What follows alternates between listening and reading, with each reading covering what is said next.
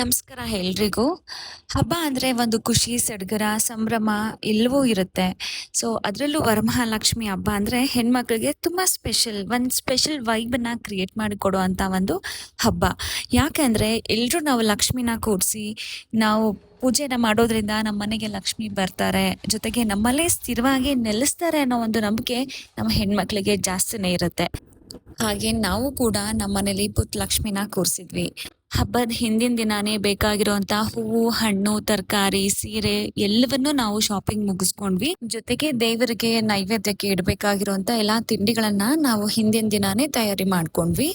Next day ಅಂದ್ರೆ ವರಮಹಾಲಕ್ಷ್ಮಿ ಹಬ್ಬದ ದಿನ ಬೆಳಗ್ಗೆನೆ ರಂಗೋಲಿ ಹಾಕಿ 5 ಗಂಟೆ ಒಳಗೆ ನಾವು ಲಕ್ಷ್ಮಿನ ಕೂರ್ಸಿದ್ವಿ. ಕೂರ್ಸಿ ಬ್ರಾಹ್ಮಿ ಮುಹೂರ್ತದಲ್ಲೇ ಪೂಜೆ ಕೂಡ ಮಾಡಿದ್ವಿ. ಸೊ ಪೂಜೆ ಎಲ್ಲ ಆದ್ಮೇಲೆ ನಮ್ಮ ಲಕ್ಷ್ಮಿ ನೋಡಿ ಈ ತರ ಕಾಣಿಸ್ತಾ ಇದ್ದಾರೆ. ಸಂವಂದಿತ ಸುಂದರಿ ಮಾಧವಿ ಚಂದ್ರ ಸಹೋದರಿಯೇ ಮಮ ಕಣಮಂಡಿತ ಮೋಕ್ಷ ಪ್ರದಾಯಿನಿ ಮಂಜುಳ ಭಾಷಿಣಿ ವೇದನುತ ಪಂಕಜವಾಸಿನಿ ದೇವ ಸುಪೂಜಿತ ಸದ್ಗುಣದರ್ಶಿನಿ ಶಾಂತಿಯುತೆ.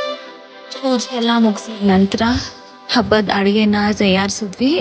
ಅಲ್ಲೇ ಹೋಳಿಗೆ ಎಲ್ಲ ರೆಡಿ ಮಾಡಿ ಎಲ್ರೂ ಒಟ್ಟಿಗೆ ಕೂತ್ಕೊಂಡು ಊಟ ಮಾಡೋದ್ರ ಮುಖಾಂತರ ನಾವು ಹಬ್ಬವನ್ನ ಸುಮನ ಮುಗಿಸಿದ್ವಿ. ಸಂವಂದಿತ ಸುಂದರಿ